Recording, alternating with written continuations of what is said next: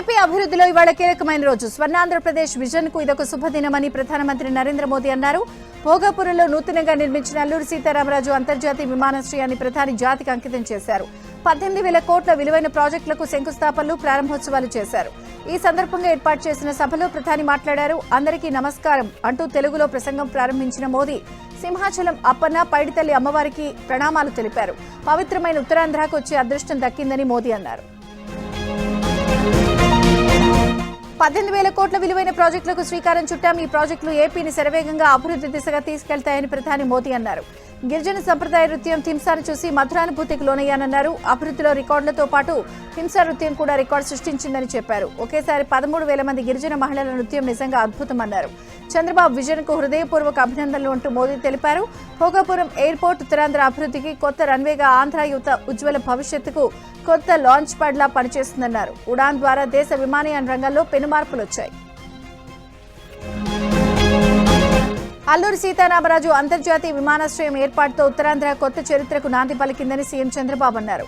ఉత్తరాంధ్ర శక్తికి నిదర్శనం ఈ ఎయిర్పోర్ట్ అని అన్నారు. భూములిచ్చిన రైతులకు పాదాభివందనం చేస్తున్న ఉత్తరాంధ్ర వాసి జిఎంఆర్ ఈ ఎయిర్పోర్ట్ నిర్మించారని తెలిపారు. తొలి అడుగు వేసిన అశోక్ గజపతిరాజు నిర్మాణం పూర్తి చేసే బాధ్యత తీసుకున్న రామ్మోహన్ నాయుడు ఇక్కడి వారేనని సీఎం తెలిపారు. భోగాపురం ఎయిర్పోర్ట్ కు నాడు కొబ్బరికాయ కొట్టింది మనమే, నేడు గుమ్మడికాయ కొట్టింది మనమే అని చెప్పారు. ఈ విమానాశ్రయంతో ఈ ప్రాంతం దశ మారతాయని సీఎం చంద్రబాబు అన్నారు. ఉత్తరాంధ్రకు గూగుల్, స్టీల్ కంపెనీతో పాటు చాలా సంస్థలు వచ్చాయన్నారు. 2 ఏళ్ల క్రితం విధ్వంసమైన రాష్ట్రాన్ని చూశాం. కష్టాల్లో ఉన్న రాష్ట్రానికి ఆక్సిజన్ ఇచ్చిన వ్యక్తి మోదీ అని చంద్రబాబు ప్రశంసలు కురిపించారు. 2,784 కోట్లతో 8 ప్రధాన సాగునీటి ప్రాజెక్టులు పూర్తి చేస్తామన్నారు. రాజధాని అమరావతికి నిధులిచ్చి అండగా నిలబడ్డారని తెలిపారు. 2028 నాటికి అమరావతి మొదటి దశ పనులన్నీ పూర్తి చేసి ప్రధాని చేతుల మీదుగా ప్రారంభిస్తామన్నారు. ప్రపంచం మొత్తం ఉత్తరాంధ్ర వైపు చూస్తోందని కేంద్ర మంత్రి రామ్మోహన్ నాయుడు అన్నారు. ఎర్ర బస్సులు కాదు, ఎయిర్ బస్సులు తిరిగే ప్రాంతమని నిరూపించామన్నారు. ఉత్తరాంధ్ర ప్రాంతంలో భోగాపురం విమానాశ్రయం సింహద్వారంలా ఉందన్నారు. ఎంతో మంది యువతకు ఉద్యోగ అవకాశాలు రానున్నాయని చెప్పారు. ఎర్ర బస్సులు తిరిగే ప్రాంతమని కొందరు హేళన చేశారని, ఇవాళ కళ్లు తెరిచి చూడండి ఎయిర్ బస్ తిరిగే ప్రాంతంగా మారిందని రామ్మోహన్ నాయుడు తెలిపారు. సీఎం చంద్రబాబు నాయకత్వంలో విజన్ 2047 ప్రధాని మోదీ సారథ్యంలో వికసిత్ భారత్ సాధనే లక్ష్యంగా పెట్టుకున్నామని రామ్మోహన్ నాయుడు వివరించారు. 140 కోట్ల మంది ప్రజల ఆకాంక్షలను ప్రధాని మోదీ సాకారం చేస్తున్నారని AP deputy CM Pawan Kalyan అన్నారు. తెలుగు జాతికి ఎవరికీ తలవంచదని అల్లూరి గర్జించారని, ఉత్తరాంధ్ర అభివృద్ధిలో భోగాపురం ఎయిర్పోర్ట్ సరికొత్త అధ్యాయమని, చంద్రబాబు మార్గదర్శకత్వంలో ఏపీ అగ్రగామి రాష్ట్రంగా అభివృద్ధి చెందుతోందన్నారు. దేశ ప్రగతికి మౌలిక వస్తువుల కల్పనే కీలకమని ప్రధానికి తెలుసన్నారు. అందుకే రైల్వే జోన్ ఇచ్చి ఇక్కడి ప్రజల ఆకాంక్షలను నెరవేర్చారని తెలిపారు. ఢిల్లీ జంతర్ మంతర్లో ప్రధాని విమర్శిస్తుంటే చాలా బాధపడ్డానని అన్నారు. ఎన్ని బాధలు పడ్డా వెనక్కి లాగుతున్నా మోదీ ఎక్కడా భయపడలేదని పవన్ చెప్పారు. దేశానికి ఇలాంటి ప్రధాని రావడం మనందరి అదృష్టమని పవన్ అన్నారు. ఎర్రబస్సు రాని ఊరికి ఎయిర్పోర్ట్ అవసరమని కొందరు అన్నారని, ఉత్తరాంధ్రను తక్కువగా అంచనా వేసి ఇక్కడి ప్రజలను అవమానించిన వారికి వాళ్ళ దిమ్మ తిరిగే సమాధానమే అల్లూరి సీతారామరాజు అంతర్జాతీయ విమానాశ్రయం ప్రారంభోత్సవమని మంత్రి నారా లోకేష్ అన్నారు. ఎర్రబస్సు రాదు అన్న చోటుకి ఎయిర్పోర్ట్ వచ్చింది, ఎయిర్ బస్ వచ్చింది, ఏకంగా మన నమో వచ్చారని అన్నారు. ఇది ఉత్తరాంధ్ర దెబ్బ, అర్థమైందా రాజు అంటూ లోకేష్ ఉత్తేజభరితంగా మాట్లాడారు. అభివృద్ధి, పేదల సంక్షేమం, భవిష్యత్తుకు భరోసా కోరుకునే వారికి ఒకే ఒక సమాధానం నరేంద్ర మోదీ అని లోకేష్ కొనియాడారు. భోగాపురం ఎయిర్పోర్ట్ పై సీఎం చంద్రబాబు ఎక్స్ లో ఆసక్తికర పోస్ట్ చేశారు. ఉత్తరాంధ్ర భవిష్యత్తుకు భోగాపురం ఎయిర్పోర్టే కొత్త గేట్వే అంటూ పోస్ట్ చేశారు. విమానాశ్రయ టెర్మినల్ దగ్గర సీఎం స్టిల్ ఫోటో తీసుకున్నారు. భోగాపురం విమానాశ్రయాన్ని చూపిస్తూ సీఎం చంద్రబాబు ట్వీట్ చేశారు.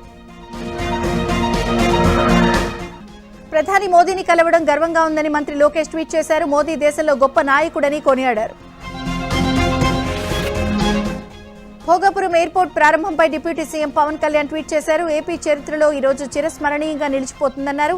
భోగాపురం ఎయిర్పోర్ట్ ప్రారంభంతో ఏపీ అభివృద్ధికి ఊతం లభిస్తుందని, ముఖ్యంగా ఉత్తరాంధ్ర రాష్ట్రానికి గ్రోత్ ఇంజిన్ గా మారబోతోందన్నారు. భోగాపురంలో థింసా నృత్యంపై ప్రధాని మోదీ ట్వీట్ చేశారు. 13,000 మంది నృత్యం తన్ను కదిలించిందన్నారు. అపూర్వ స్వాగతం ఏపీ ప్రజల ఆత్మీయతకు ప్రతీక అని అన్నారు. సాంస్కృతిక వారసత్వాన్ని థింసా ప్రతిబింబించిందన్నారు. భోగాపురం ఎయిర్పోర్ట్ ప్రారంభోత్సవాన్ని థింసా నృత్యం చిరస్మరణీయంగా మార్చిందని పోస్ట్ చేశారు.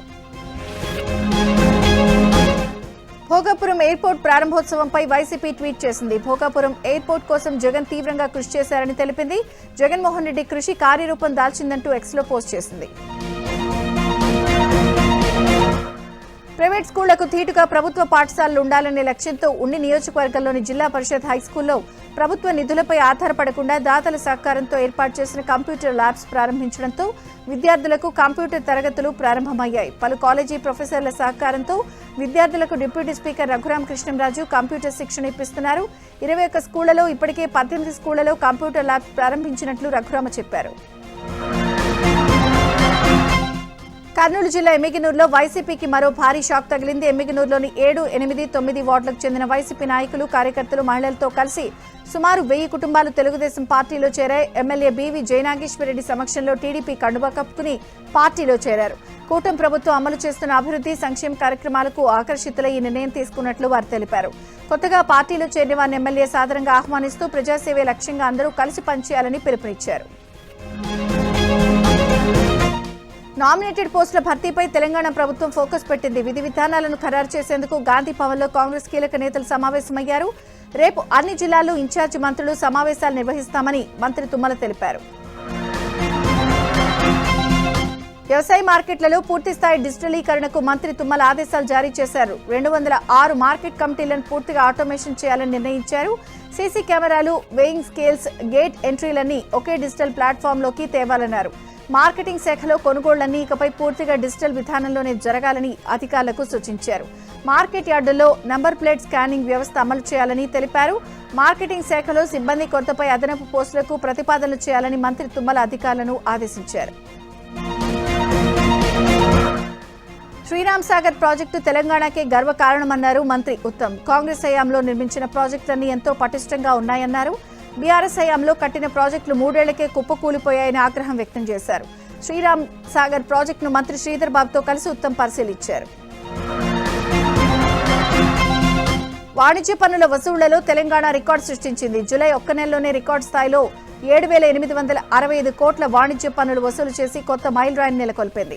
గతేడాదితో పోలిస్తే 19% వృద్ధి నమోదు కాగా జీఎస్టీ వసూళ్లలో దేశంలో హర్యానా తర్వాత 2వ స్థానంలో తెలంగాణ నిలిచింది. మరోవైపు నకిలీ ఇన్పుట్ ట్యాక్స్ క్రెడిట్ పై వాణిజ్య పన్నుల శాఖ ఉక్కుపాదం మోపింది.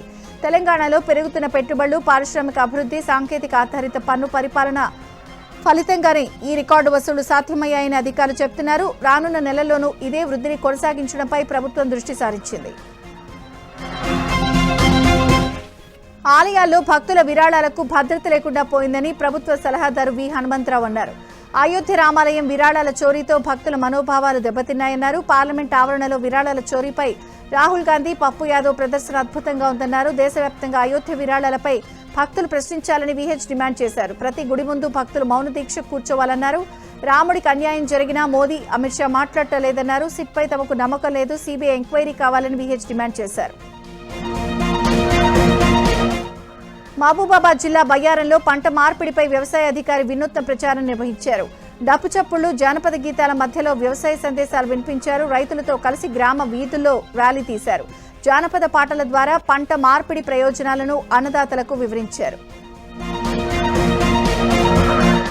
చిత్తూరు జిల్లా కాణిపాకం ఆలయం వద్ద ఉద్రిక్తత చోటు చేసుకుంది. కన్నడిగులపై చిత్తూరు ఎమ్మెల్యే వ్యాఖ్యలను వైసీపీ నేతలు వక్రీకరించారని, ప్రాంతాల మధ్య విద్వేషాలు రెచ్చగొడుతున్నారని టీడీపీ ఆరోపిస్తోంది. ఇదే విషయంపై కాణిపాకంలో ప్రమాణానికి రావాలని ఇరు పార్టీల నాయకులు సవాళ్లు ప్రతి సవాళ్లు విసురుకున్నారు. దీంతో టీడీపీ నేతలు కాణిపాకం వచ్చి సత్య ప్రమాణానికి రసీదు తీసుకున్నారు. వైసీపీ నేతలు రాక్ కోసం ఎదురు చూస్తున్నారు. భారీగా పోలీసులు మోహరించారు. దీంతో ఆ ప్రాంతంలో ఉద్రిక్త వాతావరణం నెలకొంది. రంగారెడ్డి జిల్లా ఇబ్రహీంపట్నం మున్సిపల్ కౌన్సిల్ సమావేశంలో రసాభాసగా మారింది. తమ వార్డుకు నిధులు అడిగితే నిరాకరించారని కౌన్సిలర్ ఆవేదన వ్యక్తం చేశారు. 18వ వార్డు కౌన్సిలర్ సిద్ధం భానుప్రియ కుమ్మరి సంఘము భవన నిర్మాణం కోసం ఎజెండాలో 20 లక్షల నిధులు కేటాయించాలని కోరారు. ఎజెండా నుంచి తొలగించడంతో కౌన్సిలర్ ఆగ్రహం వ్యక్తం చేస్తూ సమావేశంలో నేలపై కూర్చుని నిరసన తెలిపారు. నిర్మల్ జిల్లా కడెంలో ఉద్రిక్తత నెలకొంది. ఉడంపూర్ అటవీ రేంజ్ కార్యాలయంలో ఎఫ్ఆర్ఓ శ్రీనివాస్ రెడ్డి సిబ్బందిని పోడు రైతులు నిర్బంధించారు. కార్యాలయానికి తాళం వేసి ఆందోళన నిర్వహించారు. పోడు భూముల్లో అటవీ శాఖ అధికారులు సాగు చేసుకోనీయడం లేదని రైతులు ఆరోపిస్తున్నారు. వెంటనే అధికారుల వేధింపులు అరికట్టాలని డిమాండ్ చేశారు. పోడు భూముల్లో ట్రాక్టర్లు పెట్టి దున్నడానికి అనుమతి లేదని, అందుకే అడ్డుకున్నట్లు అటవీ శాఖ అధికారులు చెబుతున్నారు. రంగారెడ్డి జిల్లా ఆకుతోటపల్లి సమీపంలో స్టోన్ క్రషర్ అనుమతులను రద్దు చేయాలని శ్రీపతి పుల్లారెడ్డి, వట్టికోట కృష్ణ డిమాండ్ చేశారు. క్వారీ క్రషర్ అనుమతులను రద్దు చేయాలని గ్రామస్తులు, విద్యార్థులు ఆందోళన చేపట్టారు. క్వారీ స్టోన్ క్రషర్ వల్ల పంట పొలాలు దెబ్బతినడంతో పాటు సమీపంలోని పాఠశాల విద్యార్థులు తీవ్ర ఇబ్బందులు ఎదుర్కొంటున్నారని ఇటీవల కలెక్టర్ నారాయణ రెడ్డికి గ్రామస్తులు వినతి పత్రం అందజేశారు. దీంతో అధికారులు పరిశీలించారు. ఈ సందర్భంగా స్థానికులు, విద్యార్థులు తమ అభ్యంతరాలను అధికారులకు వివరించారు. హైదరాబాద్లోని చంపాపేటలో విద్యార్థుల మధ్య ఘర్షణ కలకలం రేపింది. 2 గ్రూపులుగా విడిపోయి ఒకరిపై ఒకరు పరస్పరం దాడులు చేసుకున్నారు. పోలీసుల ముందే విద్యార్థులు ఘర్షణకు దిగారు. సోషల్ మీడియాలో వీడియోలు వైరల్ కావడంతో విషయం పోలీసుల వరకు వెళ్లింది. ఘర్షణకు గల కారణాలపై పోలీసులు విచారణ చేపట్టారు. అనకాపల్లి జిల్లా దేవరాపల్లి మండలంలో రైతులు సాగునీటి కోసం ఆందోళన చేపట్టారు. రైవాడ జలాశయం నుంచి నీరు విడుదల చేసి 10 రోజులు గడిచినా తమ గ్రామాలకు సాగునీరు అందడం లేదని ఆవేదన వ్యక్తం చేశారు. పెదనందిపల్లి కాలనీ సమీపంలోని కాలువ తూము వద్ద నీటిలో దిగి వినూత్నంగా నిరసన తెలిపారు. అన్ని కాలువలకు సమానంగా నీరు విడుదల చేయాలని అధికారులను డిమాండ్ చేశారు.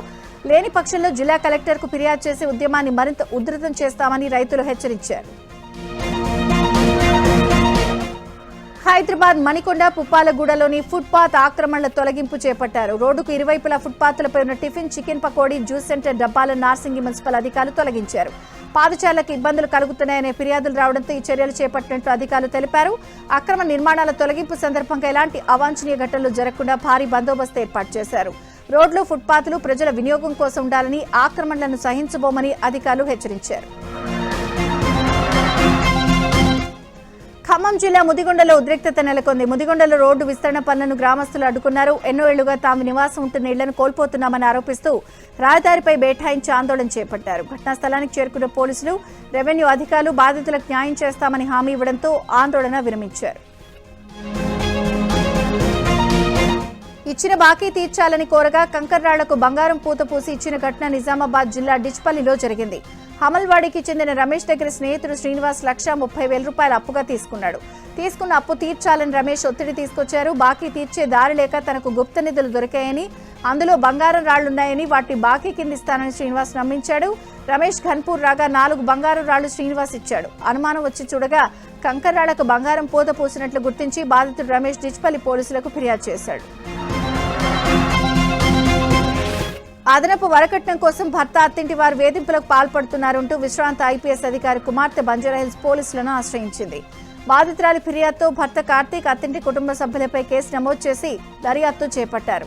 బాధిత యువతి కార్తీక్ అనే వ్యక్తిని 2024 అక్టోబర్ 26న వివాహం చేసుకుంది. ఆ సమయంలో భారీ మొత్తంలో నగదు, బంగారం, ఇతర కానుకలు అందించినా మళ్లీ అదనపు వరకట్నం కోసం వేధింపులకు గురిచేశారని బాధితురాలు ఆరోపించింది. కేసు నమోదు చేసిన బంజారాహిల్స్ పోలీసులు అన్ని కోణాల్లో దర్యాప్తు కొనసాగిస్తున్నారు. ప్రియుడి ప్రైవేట్ పార్టీ కోసిన ఘటన అనంతపురం డ్రైవర్స్ కాలనీలో జరిగింది. తీవ్ర గాయంతో బాధితుడు ప్రభుత్వాసుపత్రిలో చికిత్స పొందుతున్నాడు. తాడిపత్రికి చెందిన ఆటో డ్రైవర్ సురేష్ సునీతతో వివాహేతర సంబంధం కొనసాగిస్తున్నాడు. అయితే తన కూతురిపై సురేష్ అనుచితంగా ప్రవర్తించడంతో పలుమార్లు సునీత హెచ్చరించింది. అయినా పద్ధతి మార్చుకోకపోవడంతో విసిగిపోయిన సునీత సురేష్ ప్రైవేట్ పార్టీపై కత్తితో దాడి చేసింది. దీంతో తీవ్రంగా గాయపడిన సురేష్ ను స్థానికులు ప్రభుత్వాసుపత్రికి తరలించారు. పెద్దాంబర్పేటలో నేతాజీ నర్సింగ్ కళాశాలలో బీఎస్సీ నర్సింగ్ ఫస్ట్ ఇయర్ చదువుతున్న విద్యార్థిని కడారి శ్రావ్యకు న్యాయం చేయాలని ఏఏఎస్ఎఫ్ నాయకులు డిమాండ్ చేశారు. గత నెల 12న కళాశాల భవనంపై నుంచి కింద పడటంతో శ్రావ్య తీవ్రంగా గాయపడగా పలు ఆసుపత్రుల్లో చికిత్స అనంతరం నిమ్స్ కు తరలించారు. విద్యార్థిని వైద్య ఖర్చులను భరిస్తామని కళాశాల యాజమాన్యం హామీ ఇచ్చి తర్వాత పట్టించుకోలేదని కుటుంబ సభ్యులు ఆరోపించారు. దీంతో కళాశాల దగ్గర విద్యార్థిని కుటుంబ సభ్యులు, ఏఏఎస్ఎఫ్ నాయకులు ఆందోళన చేపట్టారు. బాధిత విద్యార్థినికి న్యాయం జరిగే వరకు పోరాటం చేస్తామన్నారు.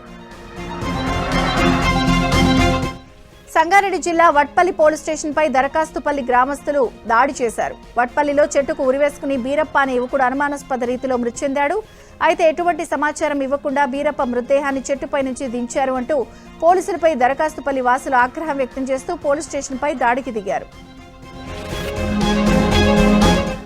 నెల్లూరు జిల్లాలో ప్రముఖ పుణ్యక్షేత్రమైన పెంచలకోనలో శ్రావణ మాసపు ఆధ్యాత్మిక శోభ నడుమ శ్రీ లక్ష్మీ నరసింహస్వామి ఆలయం భక్తజన సందోహంతో కళకళ్లాడింది.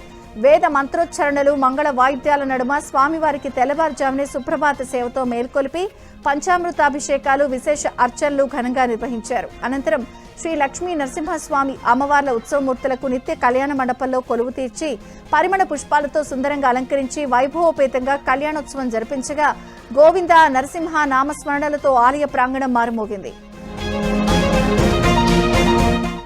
పశ్చిమ గోదావరి జిల్లా భీమవరం మావుళ్లమ్మకు భక్తులు ఆషాఢ మాసం ప్రత్యేక సారెను సమర్పించారు. 1000 మంది పైనే మహిళా భక్తులు ప్రత్యేకంగా తయారు చేయించిన 1000 కేజీల స్వీట్స్, వివిధ రకాల పండ్లు, పసుపు, కుంకుమ, చీరలు, గాజులు సారెగా సమర్పించారు. ఆషాఢ మాసంలో ప్రత్యేకంగా సారెను మావుళ్లమ్మకు సమర్పించడం ఆనవాయితీగా వస్తోంది.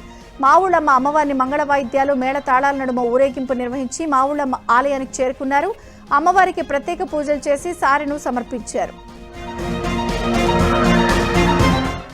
ఎగువ ప్రాంతాల నుంచి శ్రీశైలం జలాశయానికి భారీ వరద నీరు చేరుతోంది. దీంతో నంద్యాల జిల్లా కొత్తపల్లిలో సంగమేశ్వరాలయం చుట్టూ వరద జలాలు చుట్టుముట్టాయి. ఆలయం బయట శివలింగానికి చివరిసారిగా ఆలయ అర్చకులు ప్రత్యేక పూజలు నిర్వహించారు.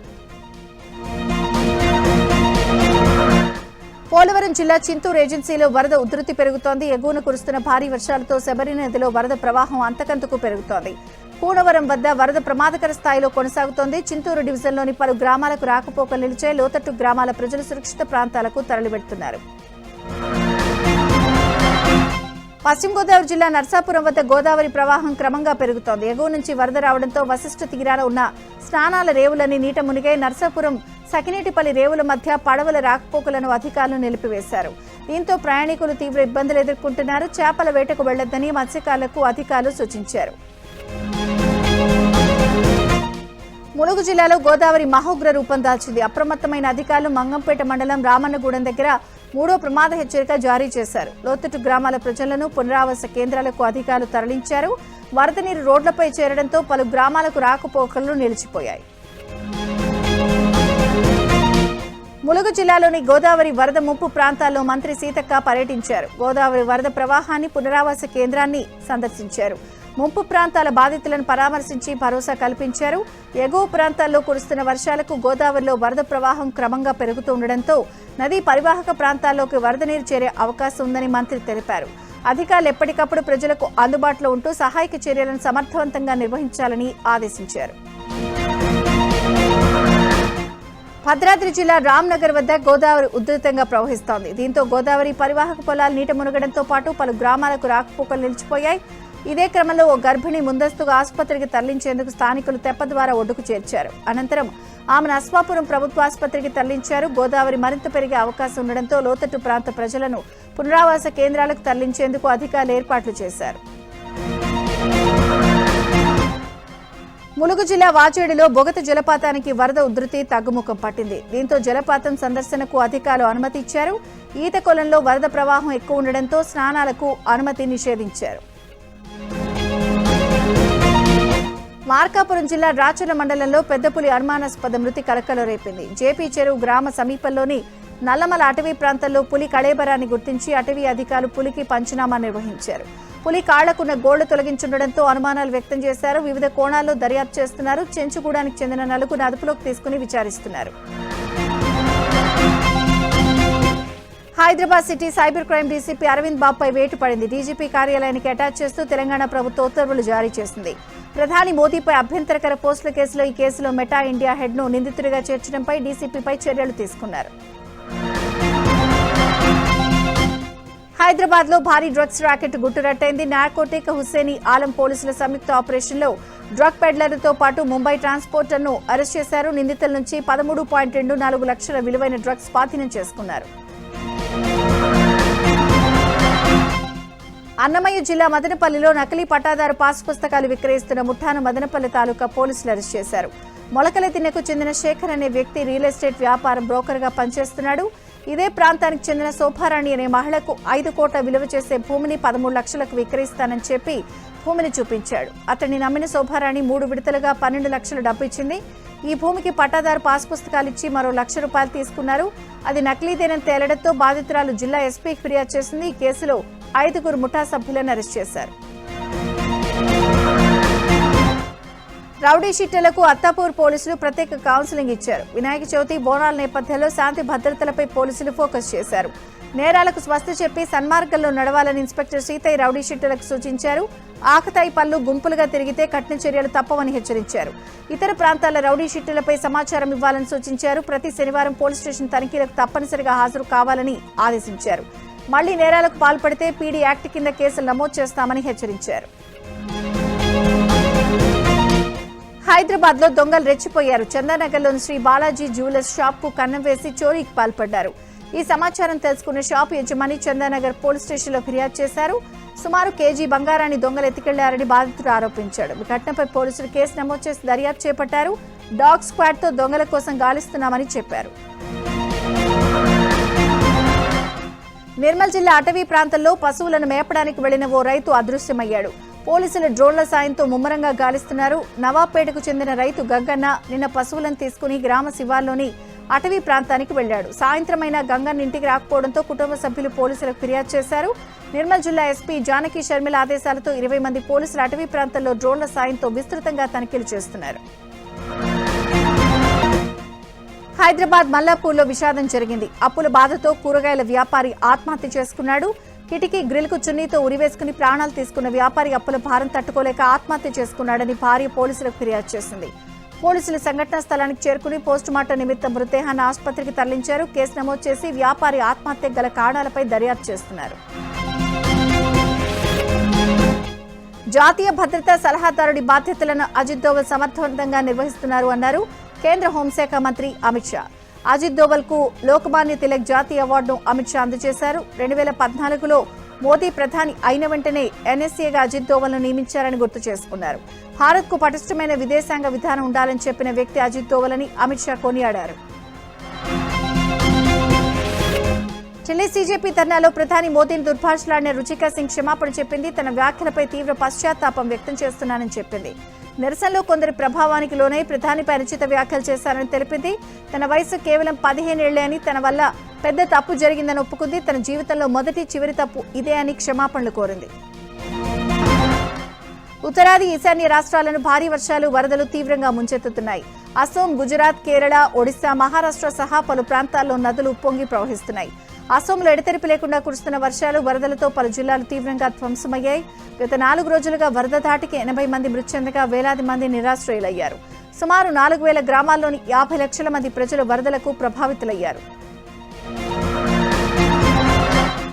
ఒడిశాలో వరదలు తీవ్ర రూపం దాల్చడం ఆందోళన కలిగిస్తోంది. ఎడతెరిపి లేకుండా కురుస్తున్న వర్షాలకు నదులు పొంగి ప్రవహిస్తుండటంతో లోతట్టు ప్రాంతాలు జలమయమయ్యాయి. పలు చోట్ల ఇళ్లలోకి వరద నీరు చేరడంతో జనం బిక్కుబిక్కుమంటూ జీవనం గడుపుతున్నారు.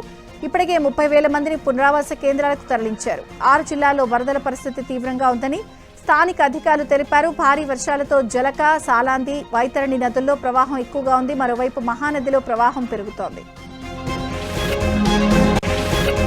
కేరళం వ్యాప్తంగా కురిసిన కొండపోత వర్షాలు తీవ్ర విషాదాన్ని నింపాయి. వివిధ ప్రాంతాల్లో విరిగిపడిన కొండ చర్యలు, అకస్మాత్తుగా వచ్చిన వరదల ధాటికి 3 ప్రాణాలు కోల్పోగా పలువురు తీవ్రంగా గాయపడ్డారు. ముఖ్యంగా ఇడుక్కి, కొట్టాయం జిల్లాలు వర్షాల ధాటికి తీవ్రంగా దెబ్బతిన్నాయి. నివాస గృహాలు ధ్వంసం కావడం, రోడ్లపైకి భారీగా వరద నీరు చేరుకోవడంతో అధికారులు పలు ప్రాంతాల్లోని ప్రజలను సురక్షిత ప్రాంతాలకు తరలించారు. కొండ ప్రాంతాలు, నదీ పరివాహక ప్రాంతాల ప్రజలు అత్యంత అప్రమత్తంగా ఉండాలని అధికారులు సూచించారు. హర్యానాలోని హిస్సార్లో ఎప్పటి నుంచో బాబాగా చలామణి అవుతున్న 75 ఏళ్ల రామ్ పాల్ కొత్త ఐడియా కనిపెట్టాడు. తన కోసం వచ్చే భక్తులు కష్టపడకుండా, తనకు కష్టం కలగకుండా ఉండేందుకు లిఫ్ట్ ఫార్ములాను ఎంచుకున్నాడు. ఓ మంచి లగ్జరీ చైర్ ఏర్పాటు చేసుకున్నాడు. అందుకు లిఫ్ట్ పెట్టుకున్నాడు. కాళ్ల దగ్గర మెత్తటి దిండు కూడా పెట్టుకున్నాడు. లిఫ్ట్ లో బాబా గారు రాగానే మెత్తటి దిండుపై ఉన్న ఆయన కాళ్లకు దండం పెట్టుకుంటారు. ఇక బాబా గారు రివాల్వింగ్ చైర్ లో కూర్చుని అందరికీ ఆశీస్సులు అందిస్తున్నారు. ఎప్పుడో ఓ మర్డర్ కేసులో కోర్టు వాయిదాలే కొట్టిన ఈ బాబా గారు 12 ఏళ్లు జైల్లో ఉండి ఈ మధ్య బెయిల్పై బయటకు వచ్చి ఈసారి ఇలా డిఫరెంట్ గా వ్యాపారం చేస్తున్నాడు.